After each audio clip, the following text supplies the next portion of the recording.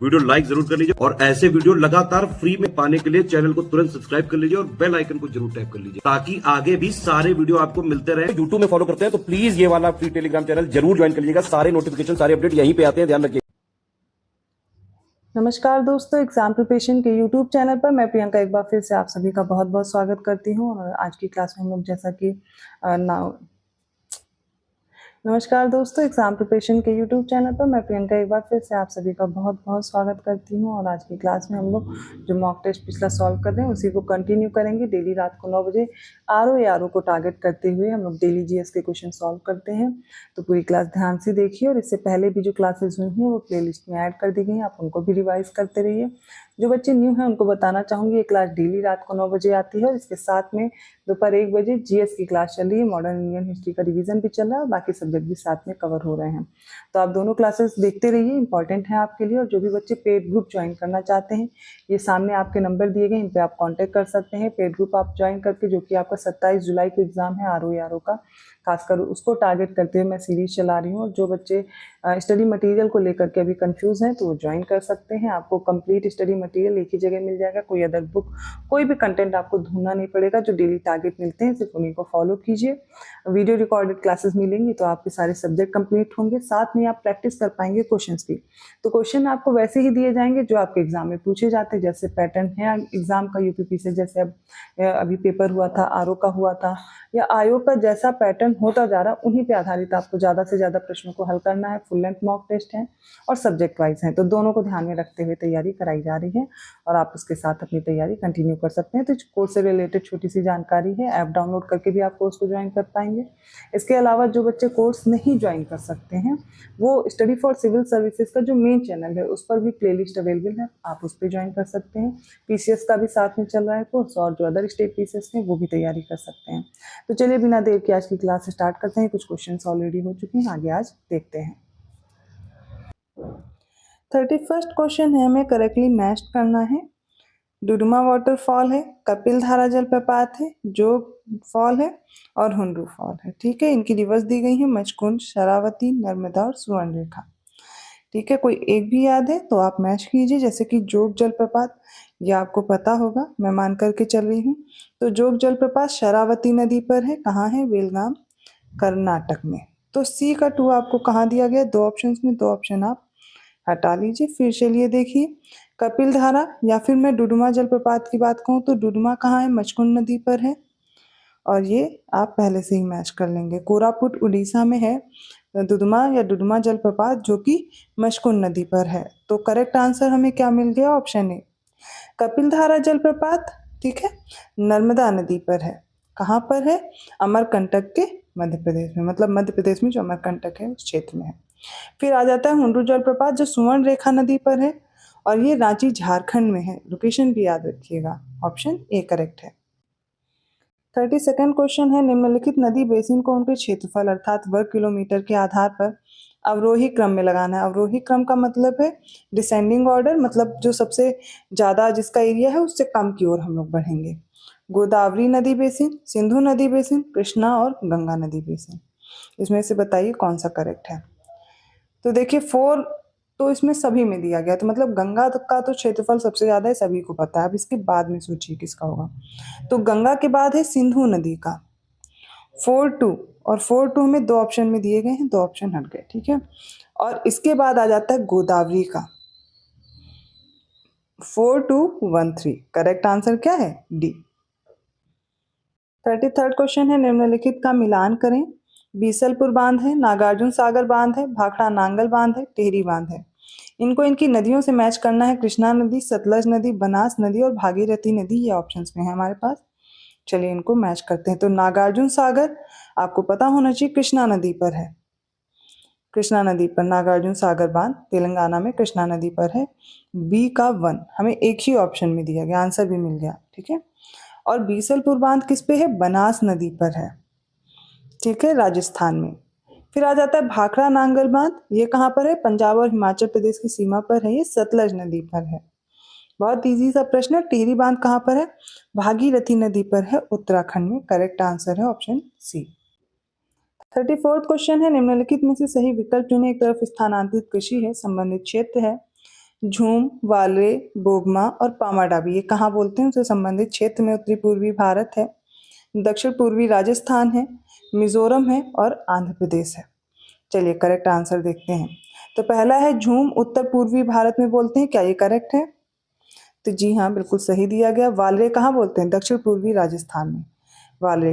बोगमा कहाँ बोलते हैं? तो बोगमा बोलते हैं मेघालय में, मिजोरम में नहीं बोलते, तो ये इनकरेक्ट हो जाएगा। पामाडाबी उड़ीसा में बोलते हैं, आंध्र प्रदेश में नहीं। तो यहाँ पर जो करेक्ट आंसर ऑप्शन है, केवल पहला और दूसरा ही मैच करके दिया गया है। 35 क्वेश्चन है, निम्नलिखित ग्लेशियरों को उनकी ऊंचाई के आधार पर अवरोही क्रम में व्यवस्थित करना है। मीटर में उच्चतम से निम्नतम तक आएंगे। इसमें दुंगदुंग है, शफत है, सोना पानी है और मिलाम है। ठीक है, देखते हैं क्या करेक्ट आंसर होगा। तो सबसे पहले दुंगदुंग की बात करें, हिमालयन रेंज पर है ये 4780 मीटर की ऊंचाई पर। नेक्स्ट है शफत, ये कहाँ पर है? ये लद्दाख में है, ये 4400 मीटर की ऊंचाई पर है। अगला है सोना पानी, ये सोना पानी लाहौल और स्पीति क्षेत्र की चंद्र घाटी में स्थित है और ये 4000 मीटर की ऊंचाई पर स्थित है। बात करते हैं मिलाम की, तो ये उत्तराखंड में 2290 मीटर की ऊंचाई पर है। तो आपको ऑर्डर मिल गया है। करेक्ट आंसर क्या होगा? ऑप्शन है 1 2 3 4। 36 क्वेश्चन देखिए, निम्नलिखित में से सही विकल्प चुनें। कुमायूं हिमालय सतलज और काली नदी के बीच है, नेपाल काली और तिस्ता, पंजाब सिंधु और सतलज और असम सिंधु और ब्रह्मपुत्र नदियों के बीच है। बताइए कौन सा करेक्ट है। तो देखिए हिमालयन रेंज को हम दो तरह से डिवाइड करते हैं। एक तो ये वाली रेंज, ठीक है, जिसमें हम तीन रेंजेस को पढ़ते हैं, ट्रांस हिमालय के बाद ग्रेट हिमालय, मिडिल हिमालय और शिवालिक रेंज। लेकिन हम नदियों के आधार पर भी इनका विभाजन देखते हैं, फिजियोग्राफिक डिवीजन देखते हैं, जिसमें सबसे पहले ये सिंधु से सतलज के बीच का जो हिमालय है, उसके बाद सतलज से काली के बीच, काली से तिस्ता और तिस्ता से ब्रह्मपुत्र। तो 1 2 3 4 चार विभाजन ये हैं। तो सतलज से सिंधु के, माफ कीजिएगा, सतलज से सिंधु के बीच का जो हिमालय वो कश्मीर या पंजाब हिमालय हो जाता है। ठीक है, अगला आ जाता है, ये हो गई सतलज, और सतलज से काली के बीच का जो है हिमालय है वो कुमायूं है। इसके बाद काली से तिस्ता के बीच नेपाल है। ठीक है, और नेपाल के बाद आ जाता है असम हिमालय, जो कि किसके बीच है? तिस्ता और ब्रह्मपुत्र के बीच में। अब हम यहाँ पर देखते हैं कौन सा इनकरेक्ट है। सबसे पहले कुमायूं हिमालय सतलज और काली नदियों के बीच है, सही है। काली और तिस्ता के बीच नेपाल हिमालय, और सिंधु सतलज के बीच का जो क्षेत्र उसे पंजाब और जम्मू कश्मीर हिमालय दोनों नाम से जानते हैं। असम हिमालय किसके बीच है? तो तिस्ता और ब्रह्मपुत्र, ना कि सिंधु और ब्रह्मपुत्र नदियों के बीच। तो असम हिमालय गलत दिया गया है। यहाँ पर 1 2 3 ऑप्शन बी करेक्ट हो जाएगा। 37 क्वेश्चन देखिए, निम्नलिखित में से सही विकल्प चुने। पहला है तेल रिफाइनरी और उसके राज्य दिए गए हैं। बरौनी IOCL बिहार में, और नुमालीगढ़ IOCL दिया गया है असम में। पानागुड़ी ये भी IOCL की है तमिलनाडु, और पचपदारा ये है HPCL की महाराष्ट्र में। इनमें से कौन सा करेक्ट है? चलिए करके देखते हैं। पहला है जो है बरौनी। ठीक है, ये जो तेल रिफाइनरी है ये बिहार में स्थित है, 1964 में स्टैब्लिश हुई, याद रखिएगा 1964 बरौनी। नुमालीगढ़ असम में स्थित है, ठीक है, 1999 में स्थापना होती है। फिर आती है पानागुड़ी, ये तमिलनाडु में है, 1999 में इसकी भी स्थापना हुई। फिर पचपदरा ये HPCL की है, और ये राजस्थान में है, ना कि महाराष्ट्र में है। तो राजस्थान में 2013 से 2017 के बीच इसका ईयर है। तो अब हम देखेंगे इसका करेक्ट आंसर क्या हो जाएगा। Option B 1 2 3। अब अगर आप इस तरीके के क्वेश्चन डेली सॉल्व कर रहे हैं तो आपको खुद एक आइडिया लग जाएगा कि पैटर्न क्या है, मैच करने को है, क्रोनोलॉजिकल ऑर्डर में लगाने, स्टेटमेंट देखने हैं। तो ऐसे प्रश्नों से आपकी आदत पड़ जाएगी, तो आप वहाँ पर भी सॉल्व कर पाएंगे। तो कोशिश कीजिए, आप ज़्यादा से ज़्यादा प्रैक्टिस करते रहिए। और 38 क्वेश्चन पे अब हम लोग आ गए हैं, जिसमें हमें मैच करना है। जम्मू कश्मीर, झारखंड, कर्नाटक और MP का क्षेत्र दिया गया, और इसमें जल विद्युत संयंत्र से मैच करना है। अय्यार तिलैया, कृष्णराज सागर, बगलीहार, प्रताप और प्रताप सागर। ठीक है, तो चलिए देखते हैं एक बार, ठीक है, कौन कौन से करेक्ट हैं। अगर मैं इसकी बात करूं बगलीहार, तो मैंने आपको एक ट्रिक याद कराई थी जब मैं क्लास दे रही थी शब्द नाम से। ठीक है, शब्द यहाँ पर मैंने आपको याद करा था सलाल, बगलीहार, दुल्हस्ती, और ये किस पर थी? ये चेनाब नदी पर। चेनाब नदी पर, तो कहाँ पर? जम्मू कश्मीर में। ठीक है, जम्मू कश्मीर में तीनों प्रोजेक्ट हैं, बगलीहार, दुल्हस्ती और क्या हो गया? सलाल। ठीक है, जम्मू कश्मीर। तो A का 3 हमें मिल गया, एक ही ऑप्शन है, करेक्ट आंसर मिल गया। इसके अलावा और देख लेते हैं, ठीक है। अब बात करते हैं झारखंड में। झारखंड में है मैथन जल विद्युत परियोजना, इसके साथ साथ अय्यार तिलैया जल विद्युत परियोजना भी है, ठीक है। अब आ जाता है कर्नाटक में। कर्नाटक में कौन कौन सी हैं? तो कर्नाटक में आप देखिए, इसमें कृष्णराज सागर डैम है, ठीक है, ये याद रखिएगा। इसके साथ साथ महात्मा गांधी, जो कि जोग प्रपात से भी जाना जाता है, वो भी कर्नाटक में ही है। नेक्स्ट है एमपी। एमपी में प्रताप सागर, ये चंबल नदी पर है, और जवाहर सागर, ठीक है, जवाहर सागर और प्रताप सागर, ये दोनों एमपी में, याद रखिएगा। करेक्ट आंसर है सी। 39 क्वेश्चन देखिए, निम्नलिखित को कालानुक्रम में व्यवस्थित करें। पहला है तारापुर, कल्पक्कम, नरौरा और काकरापार, ठीक है। नीचे दिए कोड से इनको क्रोनोलॉजिकल ऑर्डर में लगाएंगे। एक एक करके देखते हैं। स्थापना वर्ष, तारापुर महाराष्ट्र में है, इसकी स्थापना वर्ष है 1969। नेक्स्ट है कल्पक्कम। कल्पक्कम कहाँ है? तमिलनाडु में। ये क्षेत्र याद होना चाहिए, इंपॉर्टेंट है। 1984। तो तारापुर हो गया 1969, ठीक है। कल्पक्कम हो गया 1984। नरौरा यूपी में है, मोस्ट इंपॉर्टेंट, 1989। काकरापार गुजरात में है, 1993। अरेंज करेंगे। करेक्ट आंसर अब आपको पता चल गया है, क्या हो जाएगा? Option B, 1 2 3 4। 40वां प्रश्न है, निम्नलिखित में से सही विकल्प चुनें। बहुउद्देशीय परियोजनाएं दी गई हैं, ठीक है, मल्टीपर्पज प्रोजेक्ट है, उनके राज्य हैं। माता टीला यूपी और एमपी की संयुक्त परियोजना है, क्या ये सही है? जी हाँ, ये बेतवा नदी पर है माता टीला बहुउद्देशीय परियोजना, यूपी और एमपी का।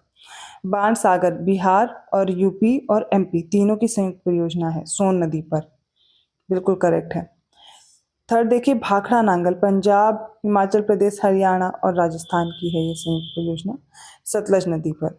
इंदिरा गांधी नहर बहुउद्देशीय परियोजना, ये राजस्थान, पंजाब, हरियाणा इन सब की संयुक्त परियोजना और सतलज नदी पर है। करेक्ट आंसर है ऑप्शन डी, सारे ही करेक्ट है।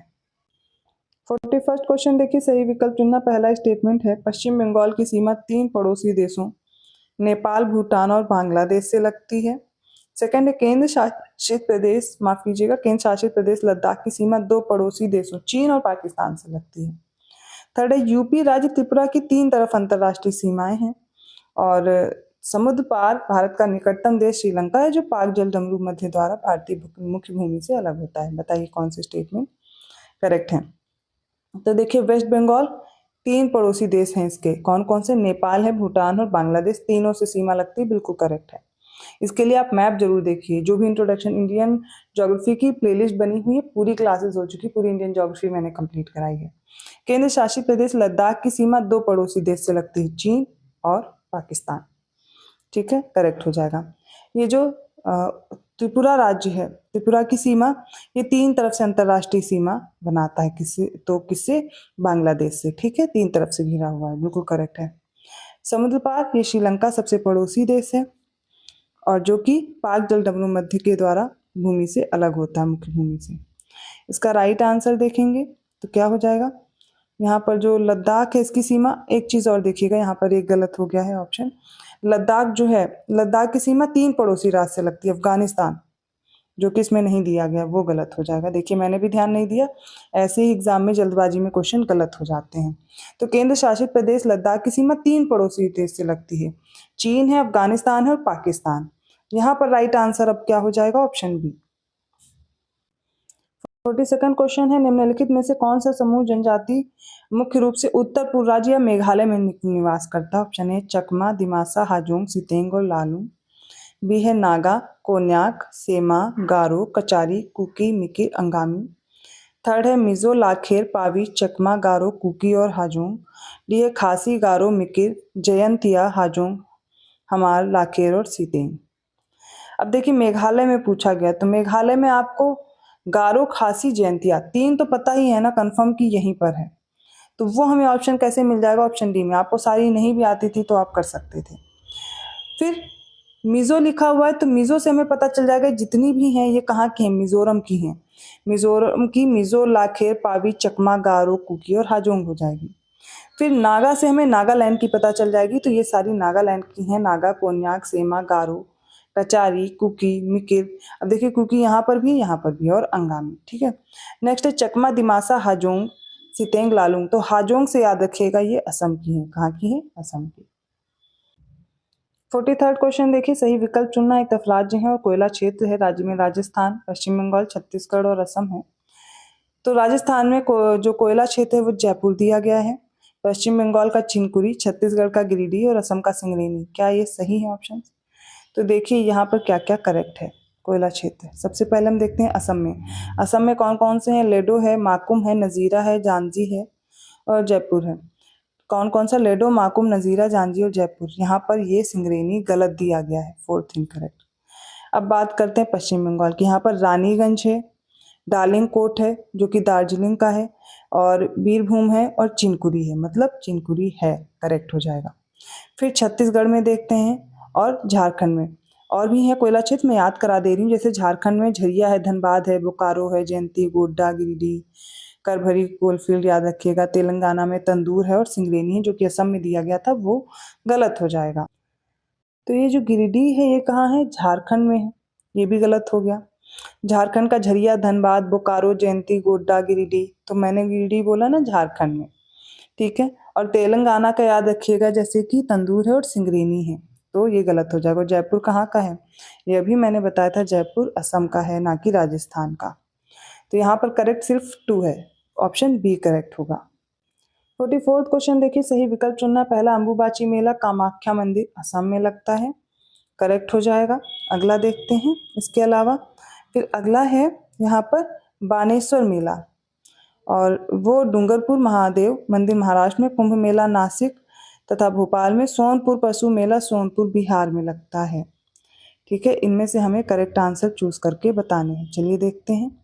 तो जो बानेश्वर मेला है ये कहाँ लगता है? ये देख लीजिए, डूंगरपुर महादेव मंदिर महाराष्ट्र में, माफ कीजिएगा राजस्थान में, महाराष्ट्र इसमें दिया गया है, तो डूंगरपुर महादेव मंदिर राजस्थान में है, ये गलत हो गया। कुंभ मेला आप सभी को पता है, नासिक, उज्जैन, इलाहाबाद और हरिद्वार, अभी चल भी रहा है महाकुंभ, तो ये गलत हो जाएगा। कहाँ कहाँ है? नासिक, उज्जैन, इलाहाबाद और हरिद्वार, 4 जगह लगता है, ये भी गलत है। सोनपुर जो पशु मेला है सोनपुर बिहार में लगता है, करेक्ट है।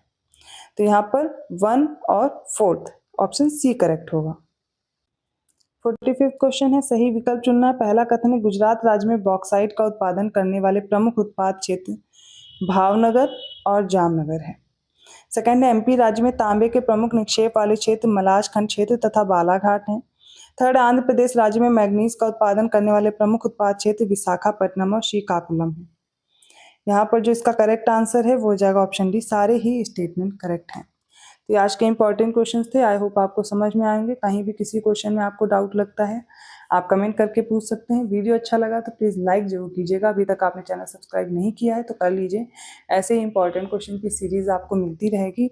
और पेड कोर्स में इंटरेस्टेड है तो डिस्क्रिप्शन बॉक्स में नंबर दिया गया है, ऐसे ही ज़्यादा से ज़्यादा प्रैक्टिस कर पाएंगे आप एक ही जगह, और डेली मॉक टेस्ट लगा करके आप अपनी जो एफिशिएंसी, जो क्वेश्चन अटेम्प्ट कर रहे हैं, तो अपने मार्क्स बढ़ा पाएंगे, ठीक है। तो मैं मिलती हूँ अगली क्लास में ऐसे ही क्वेश्चंस के साथ। आपको वीडियो कैसा लगा कमेंट करके ज़रूर बताइएगा। धन्यवाद।